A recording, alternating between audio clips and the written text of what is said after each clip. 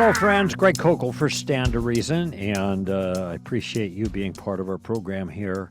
Last show, I talked a bit about the hard realities of spiritual growth. I wanted to pick up on that again and continue some observations there for you before we get to the rest of your calls.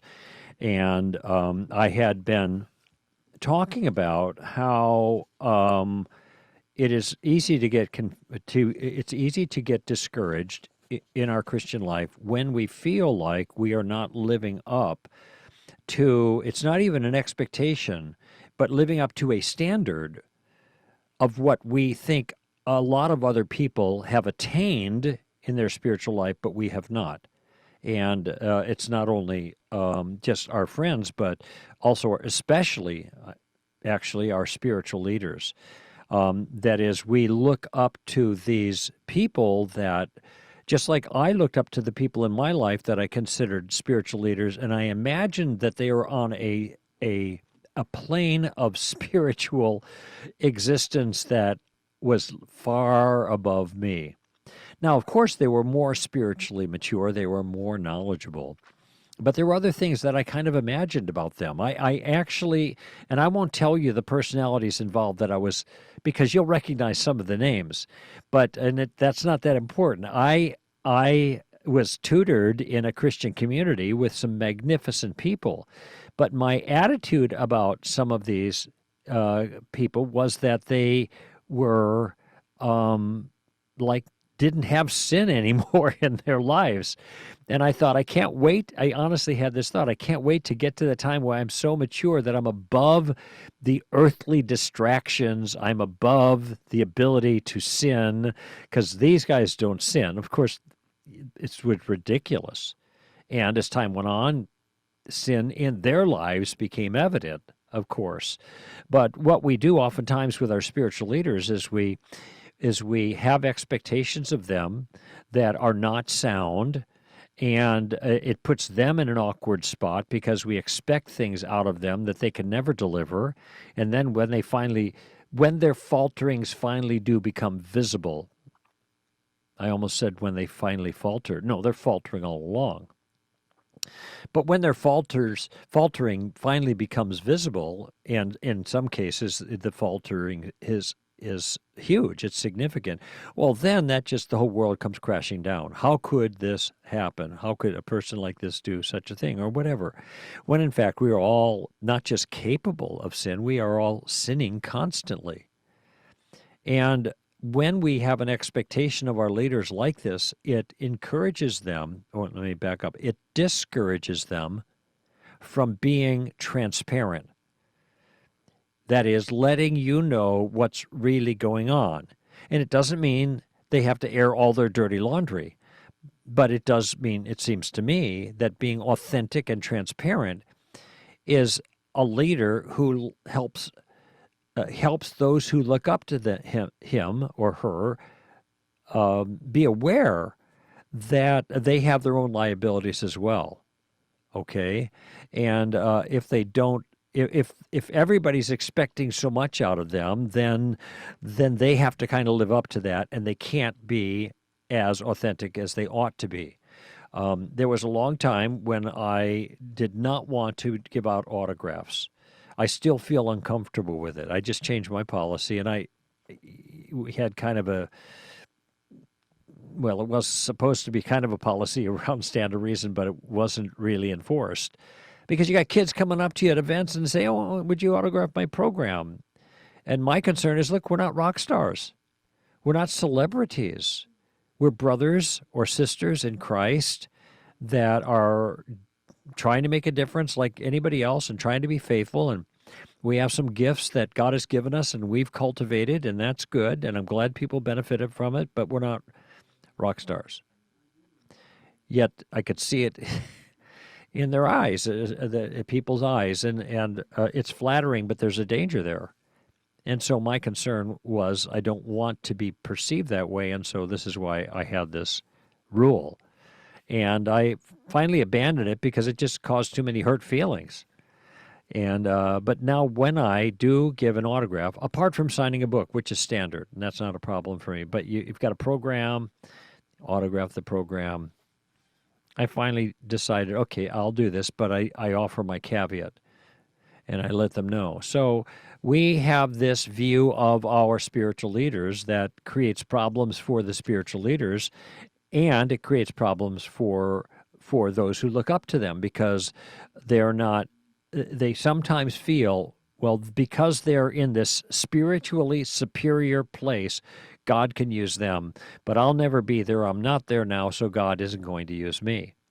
And this, I think, is a disservice people do to themselves when they view their leaders in this fashion. And the point of the talk I was giving last weekend at the men's retreat was that there is no spiritual pixie dust that is going to transform us. We just kind of get in the Shekinah glory, and then we're just changed just like that. But rather, the change that needs to take place in our life happens over a long period of time. And this was part of what I was pointing out last week. One of the hard realities is spiritual growth takes lots and lots and lots and lots and lots of time. Okay. I said last week, I mean the last show. The other thing that I wanted to mention that I hinted at is that spiritual growth is very, well, I used to say confusing, all right? Because you look around your life and you are trying to figure out what God's doing or what's going on or what the right response is, or you're hitting these speed bumps in your life and, okay, what's up with that? I'm confused. But when I taught about this Christian life being confusing, I had some scribe point out that God is not the author of confusion.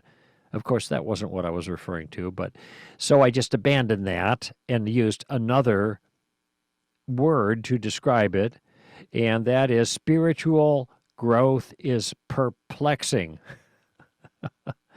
So there's my synonym for confused. Why would I say that? Because Paul said in 2 Corinthians, we are afflicted in every way, but not crushed, perplexed. We are perplexed. We are afflicted and perplexed. Now, we're not totally wiped out in our affliction. We're not crushed. And we are perplexed, but we are not despairing. And in a sense, that phrase right there captures my point here. Being perplexed is normal as a Christian, but that doesn't mean we need to despair. And I find right now, as I mentioned, I think in the last show, that my heart is at this moment being instructed by 2 Corinthians 4:8, which I've just read. We are perplexed, but not despairing. I think there is this sense that the older we grow in the Lord, the more clear things become. And I'm speaking more in the sense of things become more clear regarding what God is working and doing and what he is accomplishing in the world. I think that as I've grown in the Lord and my knowledge of the Word and the knowledge of culture, there are things that stand out with crystal clarity for me in the world. I see that and I say, I know what that is. It's the world of ideas, and this is a false idea, a philosophy of man that's being smuggled in, subterfuge, all gussied up and made to look good, sanitized, maybe even with spiritual language, but it's still a lie.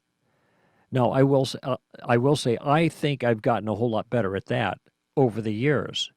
But of course, that's knowing the signs of the times and understanding the world of ideas and how ideas have consequences, and understanding how rhetoric and certain types of language can distort and twist and hide the danger. What I'm talking about being perplexed about is not about that. It's being perplexed about God. What the heck is going on here? I remember many, many years ago, well, many, maybe 15 years ago. I got a lot of years behind me, so many, could be all kinds of numbers. And a dear friend had lost his son And when I saw him, he said, "I don't know what God's doing. I don't know what God's doing. I don't know what God's doing." There are a lot of people around. He's talking to a lot of people. He just saw me, shook my hand, gave me a hug. I don't know what God's doing. He's doing something. You know, that dear friend from so many years ago may still not know what God was doing in that circumstance. He certainly was perplexed. It was an unbelievably painful event. No parent should have to bury their child. Nevertheless, a faithful Christian throughout, still perplexed. I suspect a little despairing at that point, too, and maybe for a long time afterwards, considering the gravity of what took place. It's entirely understandable. And we think God is going to come down out of heaven and say, "Yeah, I know that looks bad, but here's what I'm up to. Here's what I'm doing." You know, the book of Proverbs says this, chapter 20, man's steps are ordained by the Lord. So the writer is acknowledging the sovereignty of God in the affairs of men. Man's steps are ordained by the Lord. How then can man understand his way? And it's, you know, Proverbs are pithy statements that are truths about life. They're not promises, really. They're patterns. But it's insight. It's meant to instruct us about life. Are you confused? Oh. Are you walking with God? God's in your life. You're following God's ways. Of course you're going to be confused. It's almost what he's saying. If this is God, how are you going to understand his ways? All that's going on, the ins and the outs. Now, sometimes we do get a picture of it after the fact. Sometimes, and I'm thinking about some particulars right now, just early on in my life, back in the 80s, the early 80s, a massive disappointments and emotional pain that I experienced then, asking, what is going on? And now, genuinely, as I look back, I see that that whole experience was absolutely necessary in my life to do the kind of work that was necessary to prepare me for things that were to come. So sometimes in hindsight, we are able to look back and we're able to see, oh, I get it. No, that's not always the case. Sometimes God's purposes that confuse us may not work themselves out for generations, for hundreds of years. When man's steps are ordained by the Lord, we're not going to figure it out. My thoughts are not your thoughts, neither my ways your ways, says the Lord. That's Isaiah 55. It isn't like, and this I think is part of the appeal of the whole hearing from God. How do I want to describe it? Concept, popular, appealing concept. If we can kind of open the channels and get our private messages from God, and that notion is not even remotely biblical when it is characterized as something that is to be available to every Christian. Well, this is a way of kind of getting us out of our confusion, isn't it? This is why people go to well, look at King Saul went to the witch of Endor so he could get some information because Samuel was gone and he wasn't getting the inside stuff, so he resurrected this witch, basically. I mean, when I say resurrected, she was in hiding because witches were illegal, right? And so now he's going to do the illegal thing to get the information that he needs. He can't stand being perplexed, and it didn't work out well for him. Or his sons, Jonathan being one of them. But I think the impulse is because we want to know. I would love to have God talk to me. I have lots of questions right now, right here. I want answers for them today. I have questions that have come up today that I want answers for today, is what I'm saying. This is very real. I understand it entirely. But God ain't talking for the most part. And so we face circumstances that are completely perplexing to us, that completely overwhelm us sometimes. And we wonder, what is God doing? And I will tell you, frankly, when I have tried to divine what he was up to, and it seemed that there were a number of ducks in a row that were lining up to a certain end, I'm thinking, oh, I got it. Oh, I see what's going on. I know what God's up to here. Okay, we're going to this destination here. And then there's this radical left turn or about face, and we are not going to that destination. We go someplace completely different. And sometimes that doesn't make any sense to me at all. The times when I thought I was figuring it out and we were moving to a certain place, I was wrong. And I'm pausing a little bit thinking about it. It's almost like you want to do a reverse psychology on God. Well, I think this bad situation in my relationship with people I love is going, okay, it's going to end up this way. And then that's what we would like it to end up. And there's indications that it's moving in that direction. And part of me wants to say, don't even think that, Greg, because God's going to fool you and he's going to go somewhere else. Think of some other thing and fool him, right? Reverse psychology on God. Because I don't know. I cannot divine the designs. I am confused so much of the time in my Christian life. Now, that does not mean that I'm confused about how I am to live in the midst of the confusion, in the midst of the uncertainty about where we're going. That is clear through and through. Let him who suffers according to the will of God entrust himself to a faithful Creator in doing what is right. How about that one?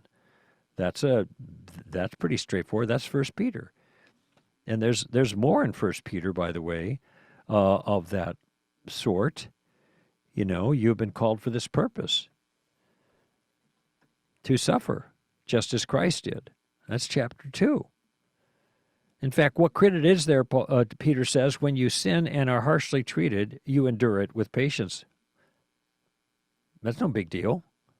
If you're sinning and you're getting what your sin results in, the consequence, but he says, if when you do what is right and suffer for it, you patiently endure it, this, and watch this, I like this line, this finds favor with God.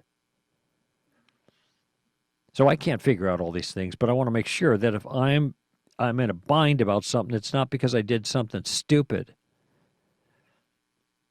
I'm in a bind because I did what was right.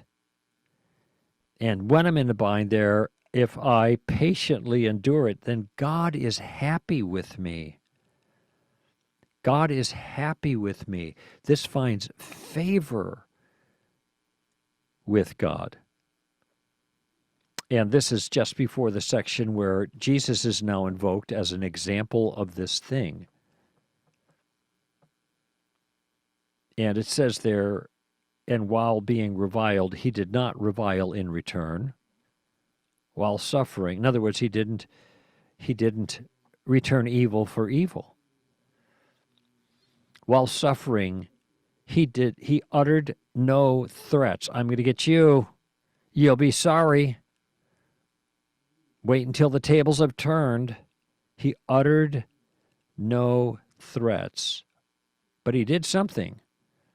What did he do? He kept entrusting himself to him who judges righteously. He kept entrusting himself to him who judges righteously. Now, Jesus said in Matthew 10 to the disciples that they were not to fear their opposition because there is nothing hidden that will not be made known. They don't fear them because there is going to be a day of reckoning when everything will be made clear. Okay? And this is similar here. He kept entrusting himself to him who judges righteously. God is going to make an assessment that's sound, accurate, and righteous. That's the one we trust in, and that's the one we show our trust by obeying. So there's something we could do. Even when we're perplexed, even when we're in difficult straits, even when we don't know what the heck is going on or where it's going to, we still can be virtuous in the circumstance. And in this case, I think the concept of wait on the Lord is entirely appropriate, because I think that phrase from Isaiah, wherever it is it doesn't mean that we're waiting for him to tell us what to do. That is not the context. It's when there's striving and we are told to, okay, settle down, take a deep breath. God is in charge. Just wait on him. Wait for him to do what he only can do. I think that's what's going on there. So the key here is, though spiritual growth is perplexing, even for long-haul Christians, mature Christians. I'm 48 years in the Lord. That's a pretty good haul. I'm still perplexed. I am this moment, as I'm speaking, perplexed about very weighty things that are happening in my life. And I have marching orders. They're not always easy to put into practice. Those ones I just mentioned, keep entrusting himself to him who judges righteously. Trust things to him and doing what is right. Oh, this is all 1 Peter. There's a lot of that in there because this is a suffering book. I have more to say about the suffering issue in general, but I mean, this is part of the perplexity. Perplexity, is that a word? When we are perplexed, what do we do? There it is. All right. Aslan is not a tame lion. But notice, Aslan was never far away, even though people weren't clued in to what he was doing. When he was necessary, when he was needed, absolutely, he showed up. And there's no pixie dust that's going to make your walk with God intelligible all the time. It's okay. You're not substandard because of that. It's okay to be perplexed at times. Even Paul was perplexed, but not how did he put it? Not despairing. Why? Why not despair? Because he was in God's hands, and God can accomplish what he wants, whether you make sense of the process or not. Let me say that again, and then we'll take a break. Perplexed but not despairing. Why not? Because God can accomplish what he wants, whether you make sense of the process or not. And there you have it. All right? Greg Kokel here for Stand to Reason. Your call's coming up.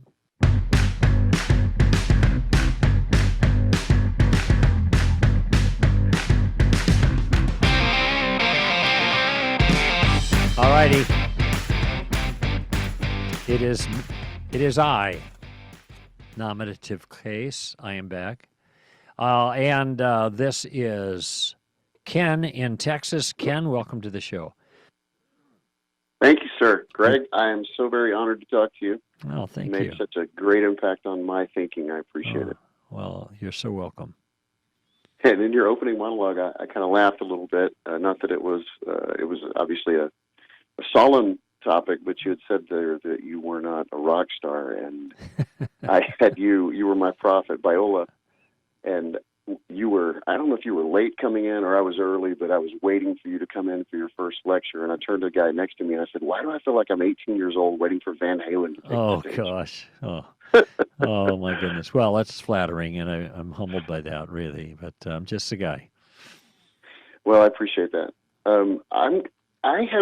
Speaking of thinking, I have thought myself into a corner. Okay. And I need help getting out. I feel like saying, help, I've fallen into the matrix and I can't get out. Okay. You know that Daniel Dennett is famous as a determinist for saying that, what humans perceive to be their conscious existence is in fact an illusion. Yeah. And with you and possibly, go ahead. Yes. I mean, just my understanding is what he said is that not that what they perceive about their consciousness is an illusion, but consciousness itself is an illusion. And the reason he says this is because consciousness cannot be reduced to something material. he is a materialist. That means everything that really exists has to be material. Consciousness is not material, therefore consciousness doesn't really exist. Well, then what is it that we're aware of? And he says what we're aware of is an illusion. That's my understanding of his view. Not that there I can be agree with that, things. but I'm sorry, go ahead. I was going to say I agree with that, but with the way you just said that actually may solve this problem. I hadn't thought of it exactly that way before. It solves your problem, did you say?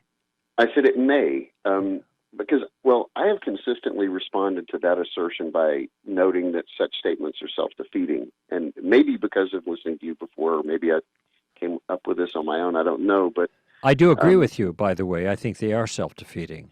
Okay. But I'm curious as what only you conscious, what you think is self-defeating about it. well, because it seems to me that, and this is how I frequently respond, only conscious entities can experience an illusion, as only conscious entities can think and be deluded about their thoughts. That's right. Okay, I got something falling over here in the middle of my. Oh, there it is. I fixed it. Okay, I'm sorry. Yes, only conscious. This, I think you're really onto it. Only conscious beings can think that consciousness is an illusion, and so there needs to be consciousness in place to even have any illusion at all. All right. This is a type of suicide. It might be considered, in my characterization in the tactics book, as infanticide suicide, because something's got to be in place for the objection to be raised, but the objection itself is meant to assault that thing that's in place. The thing in place is the parent concept, and so that ends up destroying the child, which is the objection. That's why I call it infanticide. And I think you're right here. To me, the simple way of responding to this is when somebody says consciousness is an illusion, and that is the claim that he was making. As my understanding, I saw him. I saw the YouTube thing. Then I have to ask myself, what is an illusion? All right. An illusion is when your consciousness is being appeared to falsely. So you have to have a consciousness to have a false awareness of something else. That false awareness is an illusion. Non-conscious things don't have illusions.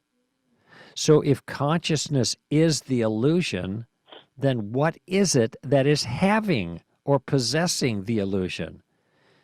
Is this another illusion of consciousness? Is an illusion having an illusion? Right. So I agree with you that when you understand the nature of the claim properly, it's obviously self-refuting. But a lot of people don't see that, until it's kind of spelled out. Go ahead. Well, so that's been my, general offer when responding to this. Mm-hmm. But I am working on a curriculum for a school where I'm an administrator. Mm-hmm. And in this process, it got me thinking. I was dealing with morality, which led to things like consciousness and free will and dualism and substance dualism and those kinds of things, which led me to, the typical response from a lot of the students is, something along the lines of the matrix that, just generally, this is just the way they've been brought up to think about the world with, iPods. Well, I'm so curious. By the way, how old are these students? They're secondary, so the ones that will actually be using this curriculum are juniors and seniors, usually seniors in high school. Okay, so yeah. and so they are suspicious that their experience may be an experience of a matrix kind of thing, where the reality that they are perceiving is not the real reality. I doubt they're actually suspicious, but they run around with platitudes ready to defend any position that encroaches upon their ability to Yeah. live life as they would otherwise. Oh, well, that's true. You have nailed it. And I was talking, I think, with an earlier caller this hour or the one before along the same lines. This is exactly what's going on. Everybody is a common sense. Human beings are common sense realists when push comes to shove. But they play games, just as I did in the 60s as a non-Christian with morality. We play games to sanitize our own behaviors and what we want. We're narcissistic. Okay, and that's not changed since the fall. This is that Right. we're going to listen to ourselves and to what our eyes tell us is good instead of listening to God. We're listening to what's on the inside instead of what's on the outside. And that's the difference between subjectivism on the inside and objectivism on the outside. And so as a result, we got all kinds of crazy things that are going on. So I think you're spot on there with the students, that they're going to use it just to justify stuff. But here's the irony in a way. Anybody that would invoke the Matrix, ask them where they got the idea of a Matrix. Well, they got it from a movie they saw. Now, did they see that movie in the Matrix, or did they see that movie in reality? That's good. I mean, it's the same That's kind really of good. that's the same kind of problem, is as if they're in the Matrix, then the Matrix is part of the Matrix, and they're not going to know it. Right. Only those that Right. have Well, a that's privileged position of I just one other thought that came to mind, because I know you have more to say, but there is a certain sense, in a very qualified sense, that the Matrix is. There's an analog there for us. And what I was going to say is that the only way you can know if you're in a matrix is if you're in a position of a privileged position of observation. You're in a certain sense outside, like there are characters, individuals, and I only saw the first Matrix movie. Okay, and it was too confusing for me, so I wasn't a fan. But no, there are people outside the Matrix, and it's kind of like, what, if you take the pill, then you're gone forever. If you don't take the pill, then you get to see the world the way it really is. So you've got a few who really see the world the way it really is, and some of them are involved in manipulating the world to look so that reality is twisted and distorted in some way. Well, this is true. We are held captive by the devil to do his will. And he has schemes, Ephesians 6. And he uses those schemes to manipulate us and make right look wrong and wrong look right. And everything's upside down.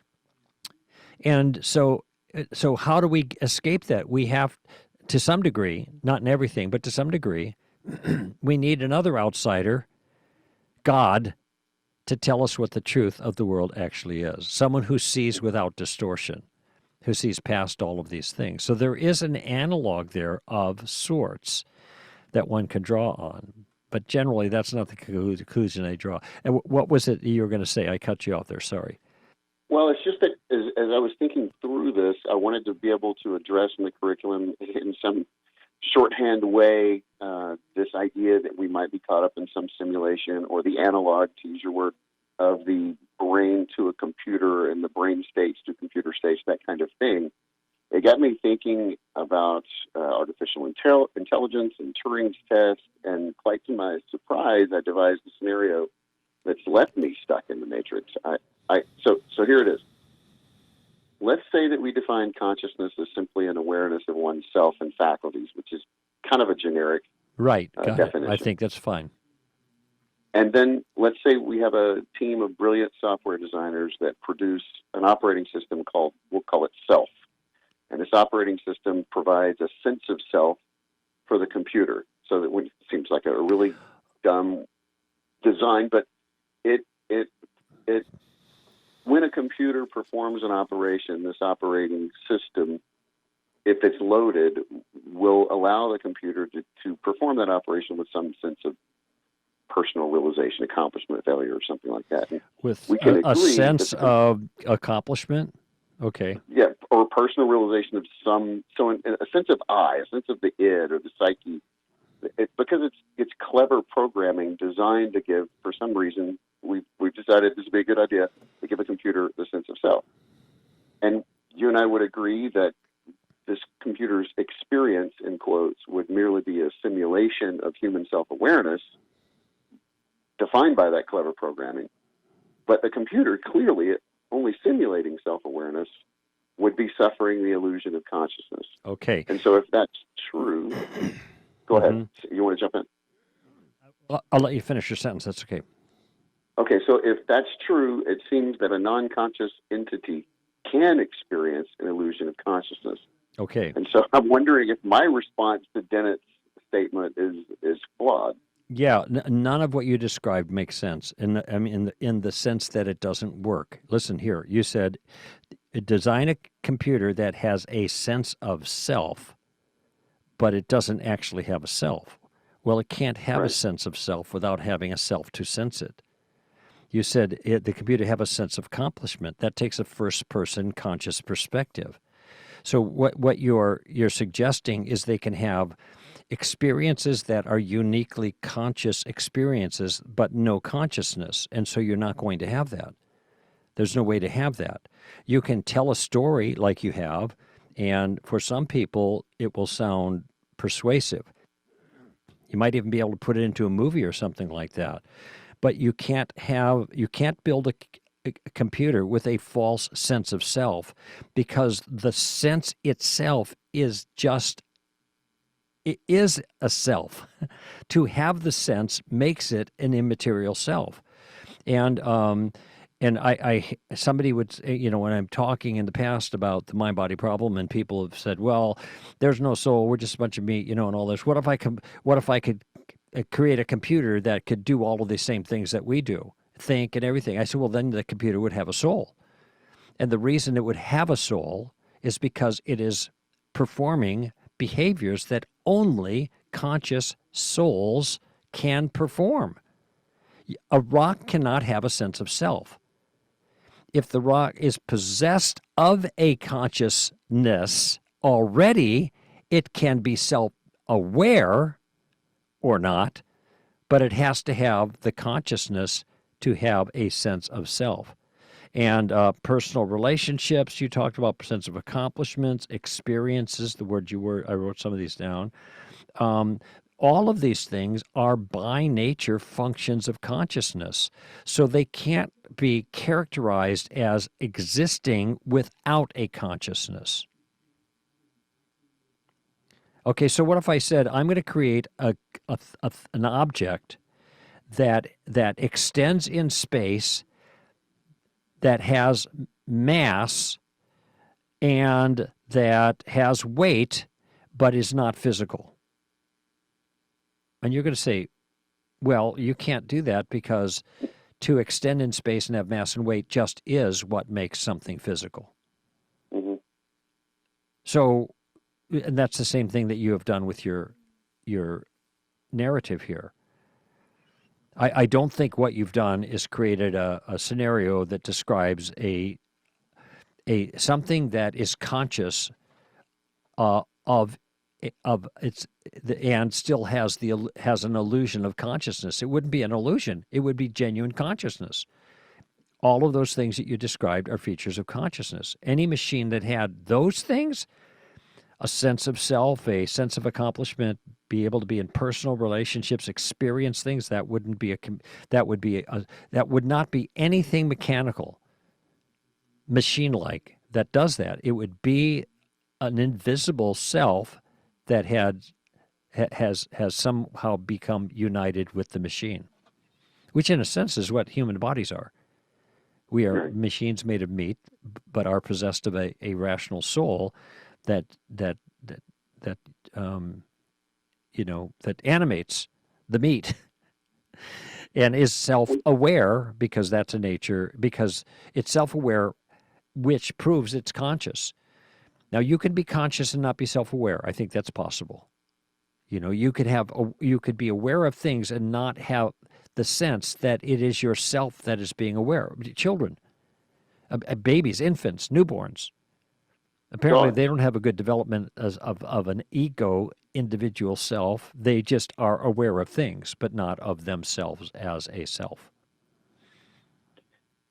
So I'm got one more thing to say to this, and then I wish I knew more about computer programming so I could examine this a little more deeply, because everything you're saying makes total sense to me. Yeah.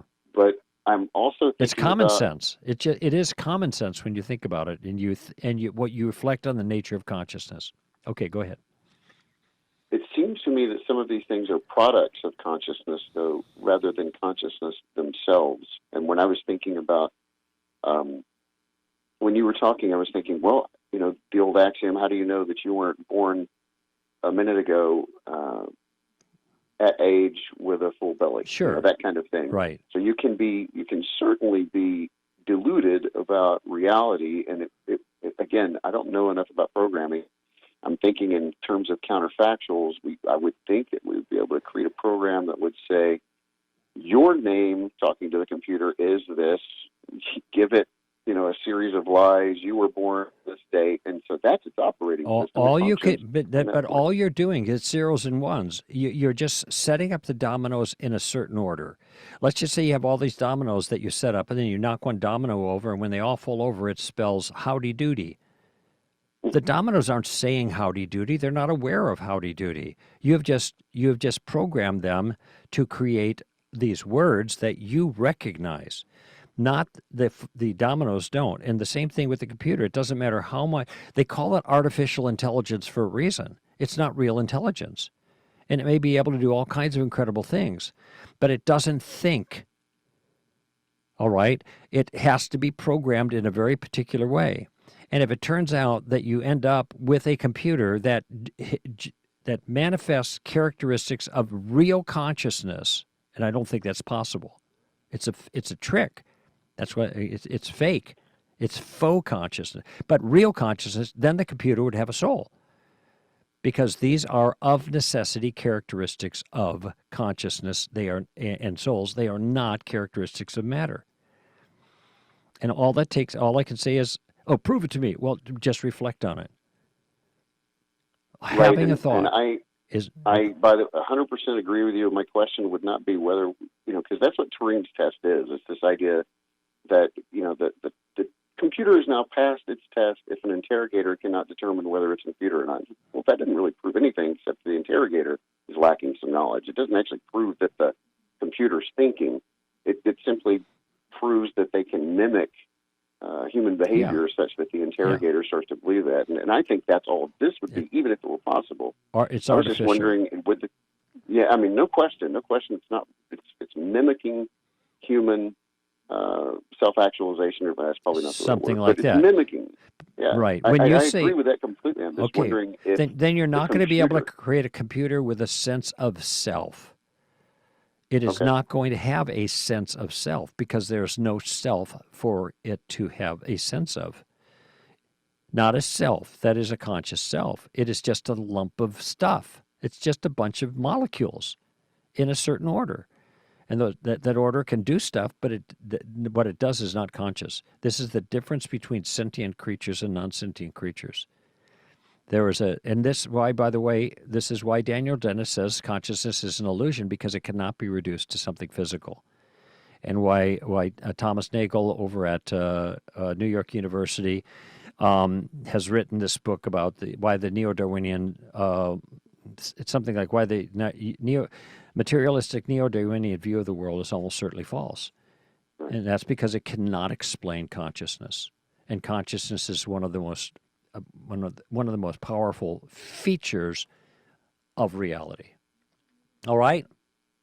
All right. Thank you so much, Greg. I appreciate taking so much time with me. All right, Ken. Good talking to you. And let's go to break very quickly here, and then get back with our last caller. Stay with us.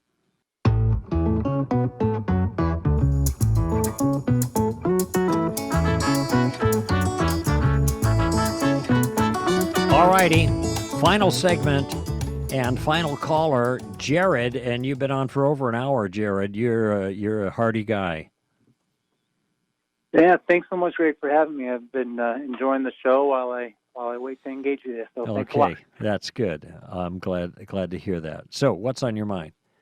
My question is, I work in a higher education institution here on the Pacific Northwest, and just did a mandatory staff training with about 150 individuals, and in it, they claimed that missionary work, along with international or transracial adoptions, are a component of what they call white saviorism, Uh-huh.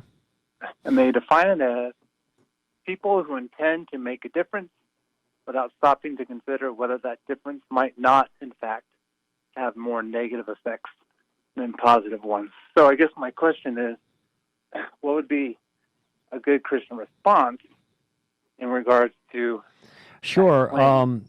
Okay, good. I'm just taking some notes so I get the point down. This is so. I was telling Amy a moment ago, when I hear phrases like this white saviorism, I it's hard to take it seriously. I want to say, are you kidding? So now you've given me a definition. People who want to make a difference, and they are not mindful of whether their difference would be more negative than positive. Yep. First of all, what does that have to do with whiteness? And what does that have to do with missionary work? Missionaries obviously want to make a difference. But what does anything, well, I mean, isn't this true of human beings in all kinds of circumstances who want to make a difference for good and may not realize the impact for bad it's having? I mean, not only is it kind of other examples of this that have nothing to do with skin color. This may describe a human frailty, failure, or something like that. But why doesn't this apply to wokeism? Why wouldn't wokeism be also a concern? You know what I mean? But you know what I mean by wokeism, right? Yes, sir. Yeah. Okay. So how is it that wokeism escapes this same charge? Because remember, this charge seems to me to have nothing to do with people being white. I don't understand. I actually thought you were going to give me a different definition. When I read this definition that you gave me, how did skin color get in there? And by the way, is it possible that wokeism could be invading cultures? Oh, and this is white culture, by the way, which they want to invade, a different culture, right? They definitely want to invade white culture. And isn't it possible that though they want to do good, they're doing more harm than good? Maybe this is the question to ask. How does first of all, what does white have to do with this? That's the one question I would ask. Well, white people do this. Do people of color do this? Right. Yeah. Okay. Then why is this why is this labeled as a white problem when it sounds to me like it's more of a human problem? Okay. Secondly, what other ideologies might be like white missionaries, right? I mean, is that what you were asking about, missionaries who go in or they're trying to do some good and preach the gospel or whatever?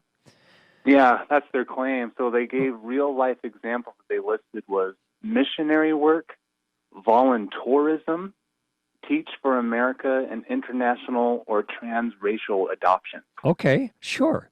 I definitely think that in those cases and every single enterprise that anyone does with a good intention could have harmful consequences that were not intended. This is not a profound observation. But what it is an attempt to do is single out those enterprises and go after them and disqualify them, instead of saying, we ought to be careful not to have a harmful impact when we mean to have a good impact. But even okay, so I'm kind of working through this with you a little bit in my mind here, and I hope you're taking some notes about the kinds of questions that I'm asking. But even the question of what is harmful and what is good needs clarification. Who decides what is a harm and what is a good? Well, in a sense, and now I'm just going to play the relativism card on the relativists. Who gives this group the right to determine whether the other groups that they are singling out are doing more harm than good? You have to make a moral judgment to make that assessment. Right. This is good, this is bad, and there's more bad being done than good. These are all assessments they have to make. Okay, based on what are you making the assessment of what is harmful and what is good? All right. And what about wokeism? This wokeism, the movement that is now trying to address these grievances that they think are real, they're trying to do good. What is the harm that they are doing while they're trying to do good? Why cannot the same question be asked of this enterprise that are being asked of the other enterprises? Right. That's what I thought while I sat in the training session. Is, are they not being saviors of this ideology? Oh man! And training me, right, where I'm feeling harmed in this training session. Okay, so that's well put, Jared. That's really well put. Are you trying to save anybody here with this approach? Are you saving people from evil? And you're saving them from evil to what? Your point of view. So tell me, how are you different from the missionaries that you're concerned about? Mm-hmm. Well, you know, I know what they're going to say. I'll tell you right now what they're going to say. All right? Because I have raised similar kinds of questions with others in the past. And here's what they say. Because we're actually the right, true, good people. Mm-hmm. We're the good people. We're right. They're wrong. That's what they say. It's just so glaring. But of course, if you're relativistic, when you say you're right, if that's their view, then you're only right for you. Why don't you leave these white people alone and quit invading their culture and trying to persuade them of something different, your view? Mm-hmm. Why are you trying to save them? You know, you're probably hurting them. And incidentally, wokeism is destructive. And we see all kinds of examples of that. Because what it does in many cases is it bears false witness against our neighbors. We are claiming people are evil when they're not.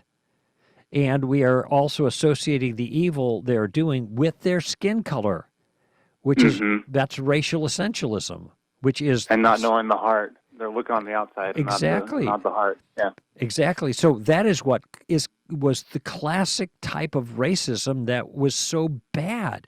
Racism has been redefined in terms of power, but even if you redefine the racism in terms of power, this other skin color bigotry, whatever you call it, is still in play. It was evil in the past, it is evil now, and that's what they're doing. You can call it skin color bigotry if you don't want to call it racism, if they won't let you call it racism, but that's what it is. And so this is one of those cases where there's this high-minded mentality that is being offered by the saviors of the world, the woke crowd, that judges other people on false standards and tries to take the high moral ground, and does the very thing that it's claiming these other guilty groups should not be doing. Okay, classic case of self-refutation or suicide. Jared, time's up. I'm glad to be able to talk with you a little bit about that. Thank you for waiting so long, and I hope it helps you with your class. I'll be interested if you want to call me back sometime after this plays out a little bit more to find out what actually happened there. All the best. And that's it for this hour, friends. Thank you for being part of it. I'm Greg Kokel for Stand to Reason. Give them heaven. All right? Bye-bye now.